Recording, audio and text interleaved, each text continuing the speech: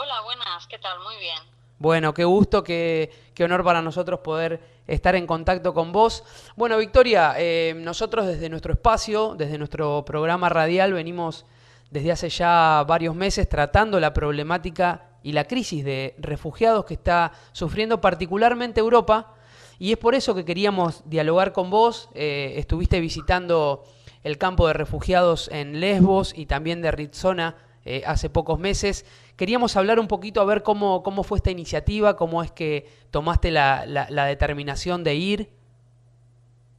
Ujú. Pues a ver, yo estuve en Lesbos durante la Navidad de este año, Ajá, porque venía viendo desde mayo toda esta situación de crisis, como bien has dicho. Iban llegando personas a Grecia. Bueno, yo viví unos meses en Grecia hace años, entonces me sorprendía que algo que ocurriera de forma tan cercana se estuviera desbordando de esa manera y se estuviera recibiendo a los refugiados de esa manera tan inhumana, ¿no? Personas que han huido de una guerra y que están huyendo del horror, de la muerte. Entonces fue cuando decidí pues que tenía posibilidad de ir a echar una mano. Entonces me fui como voluntaria independiente durante 15 días a la isla de Lesbos, que es el principal enclave por el que han entrado pues unas 800.000 personas en 2015. claro. Entonces, sí, la situación allí lo que me encontré fue pues una auténtica una emergencia humanitaria. Había mucha gente que, como yo, de todas partes del mundo, muchísimos estadounidenses se habían desplazado a Moria, al campo de Moria, que era el principal lugar al que se desplazaba la gente que llegaba a la isla. Y a ver, ha sido una experiencia pues muy fuerte, sobre todo para alguien que yo no he estado nunca en cooperación, he sido voluntaria pero en otros temas. Y a ver, allí lo principal era intentar recibir a la gente lo mejor que se pudiera y satisfacer sus necesidades básicas. Claro. Pero primero era pues, ropa seca, comida, etcétera. O sea, Sí, una situación muy dramática. Victoria, ¿qué fue lo que te movió? Porque debe haber habido algún disparador, algún impulso inicial que hizo que vos tomes, más allá de esta decisión de ir a colaborar, justamente lo hiciste para la Navidad, ¿no es cierto? Vos decidiste pasar el tiempo que uno suele pasar con familia o con amigos, lo decidiste ir e invertirlo con aquellas personas que estaban llegando y huyendo del horror. ¿Qué fue? ¿Hubo algún momento, algún disparador que a vos te hizo decir, bueno, yo tengo que ir a este lugar? Pues sí, estaba en el trabajo y vi una noticia en la que se alertaba de que un barco de la Guardia Costera griega había intentado hundir un barco de refugiados y se había grabado, o sea, desde otro barco lo habían grabado. Y cuando vi esa imagen, un barco lleno de mujeres y niños que lo estaban intentando hundir, ahí fue cuando dije, no los podemos recibir así. Son Claro. seres humanos y tenemos que tratarles como seres humanos. Y ahí fue cuando decidí ir a Grecia. Y claro, en Navidad pues había entre los días de vacaciones que me quedaban y que hay muchos festivos, pues creí que era el momento perfecto, el mejor regalo, ¿no? Claro. Para esa gente. Sí, sí, sí, seguro. Qué increíble, qué bueno también, que bueno, a raíz de eso, donde uno podría paralizarse, bueno, vos accediste a ir. Recién nos contabas un poco los primeros momentos allí en el campo de Moria, y yo te quería preguntar ¿cómo reaccionás? Porque imagino que lo primero que uno siente cuando está en esos lugares es o indignación o tristeza. ¿Cómo haces para que eso no te paralice? Para decir, bueno, vine a colaborar, tengo que ponerme a hacer algo. A ver, cuando ves la gente que va llegando, y aunque no hables árabe o farsi, que son los idiomas que hablaba, pues sobre todo venía gente de Siria, Afganistán, también de Claro, Pakistán. Ellos vienen de una situación que yo no he vivido, una guerra, pero con tener un poquito de empatía, pues ya percibes que o sea, han huido de una situación horrible. Viajes que han durado 1 o 2 meses, pagando a traficantes de personas, en donde han pasado hambre, sed, quizás torturas, violaciones, o sea, todo tipo mm, de situaciones horribles. Entonces tú dices, es que no te puedes parar a pensarlo en ese momento. O sea, tienes que reaccionar y ponerte a ayudar, porque desde luego ellos lo necesitan muchísimo más y están muchísimo peor que tú. Claro. Entonces en ese momento sangre fría y ponerte a ayudar. O incluso había veces que te llegaba alguien y ya no es que necesitaran ropa, comida o agua, es que había mujeres que a lo mejor habían hecho un viaje solas con sus hijos y lo único que necesitaban era un abrazo, o sea, un poco de calor humano. Y había que estar entero, claro. Tremendo.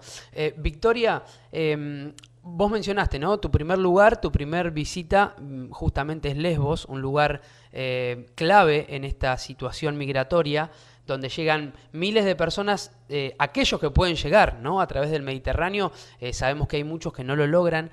¿Qué pudiste ver en cuanto a la situación de presencia de estados? ¿O solamente hay organizaciones no gubernamentales que están haciendo que esta tarea sea posible? ¿Qué ambiente percibiste vos estando ahí? Si es que los estados tanto de Grecia, Turquía, que ahora está jugando un papel muy importante, España, ¿están presentes allí o solo voluntarios? Cuando yo estuve, los campos dependen del gobierno griego. Ajá. Y en esa situación en diciembre, sobre todo, funcionaba gracias a ONGs, grandes ONGs que estaban allí presentes, y también gracias a muchos voluntarios, porque por ejemplo, por la noche no había servicios de ONGs, o sea, no había médico, era todo a través de voluntarios. Ajá. Y también muchas veces faltaba comida o faltaba bebida y eran los voluntarios los que proveían de todo eso. A mí, era diciembre, a mí me sorprendió que si la situación se había disparado en mayo, que en todos esos meses no hubiera habido una cierta previsión y que, yo qué sé, que no hubiera calefacción, por ejemplo. O sea, yo en diciembre llegó a haber en el campo 4.000, 5.000 personas, gente durmiendo al raso. No, tremendo. Y familias con bebés en casetas sin calefacción, con 6 grados bajo cero de temperatura. Entonces, yo hablé con un responsable de ACNUR en la isla y le dije, a ver, se sabía que iba a llegar el invierno. Entonces él me dijo, sí, lo sabemos, empieza el 21 de diciembre, aquí ¿no? Sí. Pero es todo muy complicado. O sea, al final las ONGs tienen tantos jaleos burocráticos que en situaciones como esta y en un lugar en el que no se esperan que esto suceda en Europa, la reacción fue muy tardía. Claro. Ahora la situación ha cambiado. Ahora el Estado griego se ha organizado, ha tardado muchísimo tiempo en organizarse, pero las cosas van saliendo. Sí. En algunos lugares mejor, la mayoría peor, pero bueno, va saliendo. También se ha notado mucho que ha tardado en llegar la ayuda europea. O sea, hasta que los estados se han organizado, han decidido destinar ayuda a Grecia. También aquí ha habido un factor político, que es que Grecia con el gobierno de Syriza, se ha estado intentando oponer a las políticas europeas.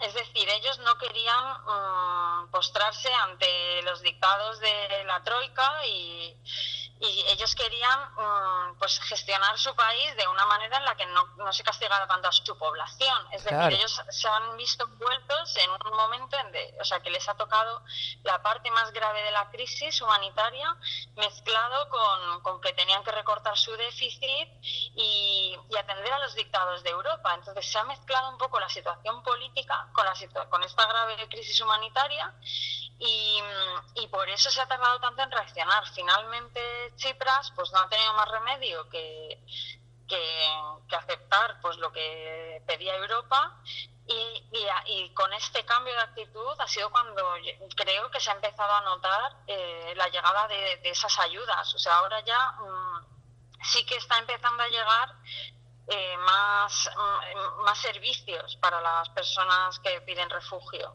Bien. Entonces, bueno. Sí, también entendemos, ¿no? Que Grecia en los últimos años viene, como vos mencionabas, de una crisis económica y financiera, que también uno, ¿no? Poniéndose en el lugar del griego, del que vive ahí, imagino que también debe ser un golpe interesante. Ahora, tuviste tu experiencia, estuviste ahí en el campo de Moria, ahí en la isla, imagino con un montón de vivencias, de aprendizajes y demás. ¿Qué pasó desde ahí hasta que decidiste volver, pero ir en esta oportunidad al campo de Rizzona. ¿Por qué decidiste volver y ser parte nuevamente de esto? Pues mira, Emiliano, una vez que has mirado a estas personas a los ojos, has visto la situación, es imposible olvidarlo. O sea, ya es algo que te acompaña y es imposible no seguir haciendo algo. Además, cuando tienes posibilidad. Porque, a ver, nosotros que vivimos cómodamente en una zona de confort, en un país occidental, pues no lo tenemos tan difícil para rascar ayuda de un montón de sitios. Entonces, no pude olvidarlo, empecé a relacionarme con gente que ha seguido yendo a los campos, me involucré en trabajo en redes sociales, aconsejando a otra gente que quiere ir de voluntaria. Y entonces también de nuevo dije, pues ahora tengo una oportunidad de acudir otros 15 días e intentar ayudar. Entonces, lo mismo, o sea, pedí vacaciones y dije, pues voy a ir a un campo Ya en ese momento entró en vigor el Tratado Unión Europea con Turquía, entonces las islas pasaron de tener campos de refugiados a ser centros de detención. Claro, claro. Entonces no era fácil acceder a las islas. Entonces, a través de Facebook vi que había un campo que permitía que entraran voluntarios independientes, que es el de Rizzona, que está a 1 hora de la capital de Grecia. Y entonces ya dije, pues venga, me voy allí. Fui con una compañera, llevamos fondos y bueno, la situación que encontramos fue muy distinta, porque ya eso eran personas que habían llegado a las islas hacía pues menos de un mes y iban a estar en campos que habían improvisado el ejército griego, con tiendas de campaña, baños portátiles, comida que provee un catering y que en teoría tenían que haber estado allí en un corto o medio plazo, pero bueno, que al final está resultando ser un largo plazo. Y aunque la situación ya no era dramática, porque claro, una cosa es ver cómo llegan en barca desde Turquía, que es, es lo peor que he vivido en mi vida, pero luego verles ya en el campo, pues es una situación diferente, pero no menos inhumana. Porque al final, o sea, ¿qué ser humano puede estar viviendo en una tienda de campaña sin camas, con 4 duchas para 700 personas y con unas raciones escasas de comida al día? 3 raciones escasas que no hay fruta, no hay verduras, no hay nutrientes mínimos. O sea, es imposible no ir a echar una mano y no involucrarte con esas personas. Sí, y además de esto que comentás, el hecho de no saber hasta cuándo están ahí, ¿no es cierto? Muchos de ellos no tienen, no es que cumplen determinado tiempo y pueden acceder a ir a otro país y demás, sino que, como vos nos decías, están por tiempo indeterminado. Exacto, o sea, ellos han estado muchísimos meses sin ningún tipo de información. Ya por fin en junio se puso en marcha la máquina burocrática de Grecia junto con funcionarios que ha ido destinando Europa para que se desplazaran a Grecia para llevar a cabo lo que se llama el registro. Es decir, ellos ahora tienen que pasar una serie de trámites oficiales, que es la petición de asilo, el asilo en Grecia o reubicación a otro país europeo, porque bueno, recordemos que en septiembre de 2015 los estados de la Unión Europea acordaron repartirse unas cuotas de personas refugiadas, 160.000 personas, sí, entre todos los países. Esa reubicación se está produciendo de forma lentísima. O sea, por ejemplo, España, de los 16.000 que tiene que acoger, no ha llegado a acoger todavía 500 en más de un año. Sí, también tenemos países de Europa del Este que inclusive están rechazando, hemos hablado en algún programa atrás sobre Hungría, sobre Serbia, ¿no? También otro conflicto donde algunos países que en algún momento habían dado el ok, ahora están dando marcha atrás, y esto no hace otra cosa que aseverar la mala situación de vida que tienen todas estas personas. Estamos hablando con Victoria Bolaños Huertas, periodista española, contándonos un poco su experiencia en diferentes campos de refugiados y también contándonos un poco la situación que viven hoy en día los europeos y los españoles con esto que les ha tocado vivir, que no se sabe muy bien en qué va a desembocar. Victoria, hace un ratito mencionaste que en este segundo viaje que hicieron hacia el campo de Rizzona, del que vamos a hablar un poco más en un ratito, mencionaste que fuiste con una amiga y llevaron fondos. Esto de haber conseguido fondos, sobre todo de dinero, me hace pensar, el español común, tu compatriota, ¿está sentido, se siente identificado y está colaborando en esta situación?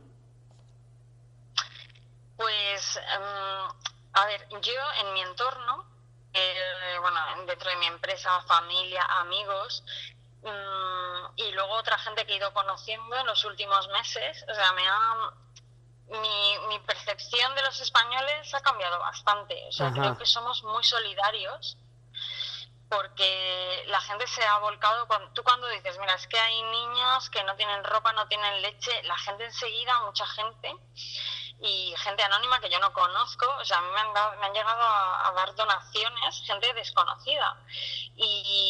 No es que pensara que no fuéramos solidarios, pero he confirmado una idea que tenía de sí somos solidarios, pero ahora lo sé que somos solidarios. Claro. Esto no quita que haya mucha gente que piense que primero habría que ayudar a los españoles y no ayudar a los refugiados. O sea, tú entras en cualquier noticia de un diario digital, ves los comentarios y se te cae el alma a los pies, porque ves gente que dice, no, los españoles primero.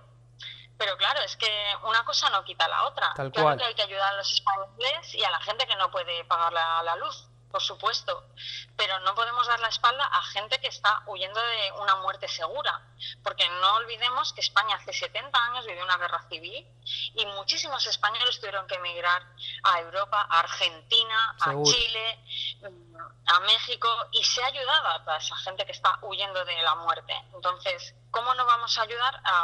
Parece que Siria está lejísimos, pero es que tú conoces a estas personas refugiadas, que es gente que tenía su vida, o sea, una vida completamente normal, con sus estudios, sus hijos, yo qué sé, o sea, es que tenían una vida, pues, normal, y han tenido que abandonarlo todo. Nos puede pasar a cualquiera. Sí, entonces, ¿cómo no ayudar a esa gente? Qué importante y qué interesante esto que nos decís, Victoria, sobre todo porque aquí en Argentina, en estos últimos meses, hemos tenido un cambio de gobierno y se está impulsando una movida, un movimiento para recibir, en principio, de un programa político, recibir familias sirias, al menos 3.000, y ya está comenzando el debate que ustedes seguramente ya han pasado o también lo están transitando, sobre muchos que opinan de esta forma, ¿no? Bueno, aquí también hay hambre, aquí también hay necesidad, ¿por qué recibir? Sobre todo aquí, ¿no? Que somos una tierra fundada prácticamente por inmigrantes. Así que muy interesante esto que nos decís, nos ayuda en el debate, nos ayuda a abrir también los ojos a aquellos que quizás no quieren empatizar tan fuerte. Vos sos periodista, Victoria, vos conocés los medios de comunicación, trabajás en ellos.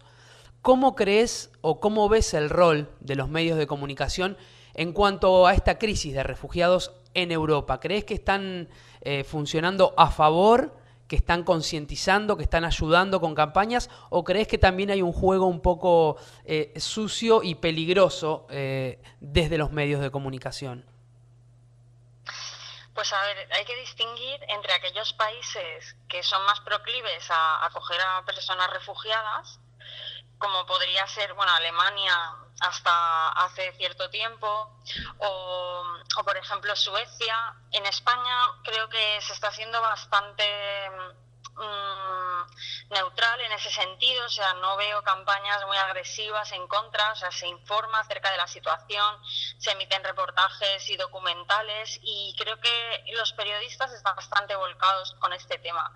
Pero luego también he leído noticias en Austria, ahora en Alemania, Suiza, en Dinamarca,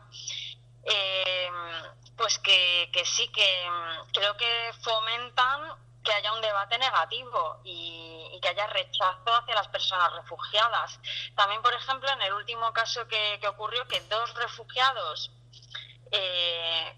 detuvieron o retuvieron durante un tiempo a un presunto terrorista. Sí. O sea, el titular era: un refugiado sirio intenta cometer un atentado. ¿Cómo que un refugiado sirio?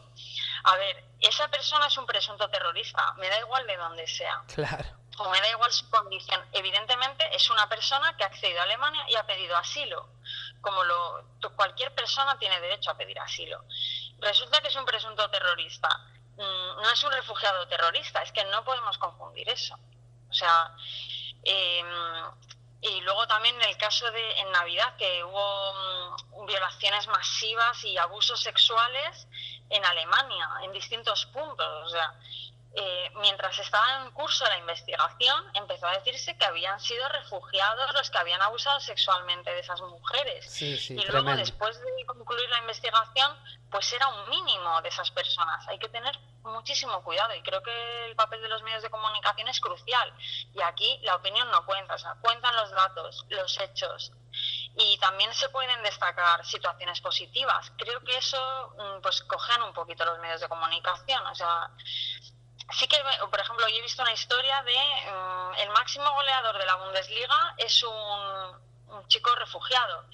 Pues a ver, eso es algo más positivo, también se cuenta, lo que pasa es que creo que se magnifica lo negativo. Claro. Y eso es algo de lo que pecan los medios de comunicación y es un trabajo de concienciación de los propios periodistas. O sea, primero hay que concienciar a los periodistas y luego a la opinión pública. Bien, bueno, buenísimo. Victoria, desde ya agradecerte por este contacto, todo esto que estamos hablando. No quiero terminar esta conversación sin que me cuentes y nos cuentes a la audiencia, a todos nuestros oyentes, esta organización o este movimiento que creo que también magnifica todo lo que nos has contado y que vos has impulsado, que es Solidaridad Rizzona, así se llama. Contanos un poco de qué se trata, me parece, lo he leído, he visto y me parece sumamente interesante y bueno, me gustaría que vos puedas contarnos un poco más. Pues muchas gracias, Emiliano.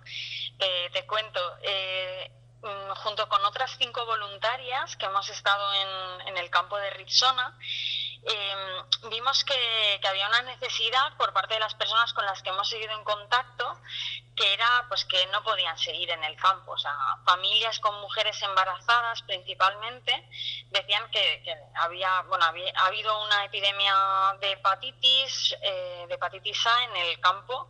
Entonces nos comentaban, es que no podemos estar ahí porque nuestros bebés se van a contagiar, nuestros hijos, necesitamos una salida. Entonces decidimos crear junto con voluntarios griegos y también algún refugiado que está siendo, pues actúan como voluntarios también y nos ayudan, pues que se podían buscar alojamientos y buscar financiación, eso en Grecia, en el pueblo que está cerca del campo de Rizzona, y nosotras desde aquí aportar la financiación. Entonces hemos estado recaudando fondos, hay alguna asociación que también nos ha destinado una importante cantidad de fondos, Amigos de Rizzona, que es otra asociación. Entonces hemos empezado a alojar a familias en pisos en la población de Jalquida y también les aportamos la manutención y otros posibles gastos que puedan tener. Y eso ya llevamos 3 familias y está cambiándoles la vida directamente, o sea, de estar desesperados en el campo, alguna familia sin salir de la tienda, completamente ya, o sea, habían perdido la esperanza. De repente esas personas pueden empezar a tener cierta normalidad en su vida, dignidad. Wow, y eso es lo que estamos... Qué increíble movimiento. Y todo esto es con voluntades propias y particulares, ¿no es cierto? O sea, el dinero para alquilar estos pisos y demás nace, como hablamos hace un rato, de personas comunes y corrientes que deciden aportar a esta causa. Exacto.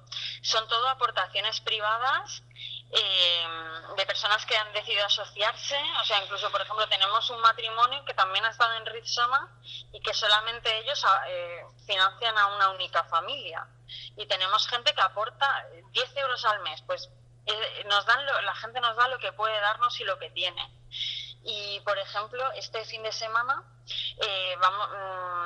una de los miembros de Solidaridad con Rizzona ha organizado un festival y 50 músicos, artistas, grafiteros pues van a poner su tiempo para que la población de la isla de Ibiza pues pueda aportar todo lo que quiera.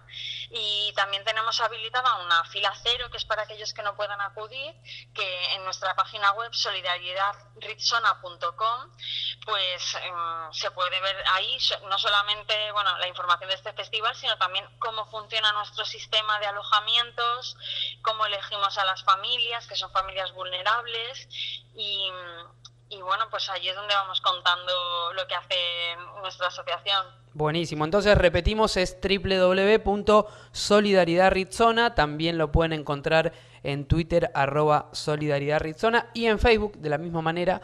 Realmente un proyecto y un movimiento interesante, muy bueno, y también a imitar. Victoria, realmente un placer, un gusto contar con tu testimonio, con tus experiencias. Muchísimas gracias desde aquí, desde Argentina. Gracias a vosotros, muchísimas gracias, Emiliano, por haceros eco de este problema. Bueno, te mandamos un abrazo gigante y estamos también disponibles para lo que necesites. Un beso, hasta luego.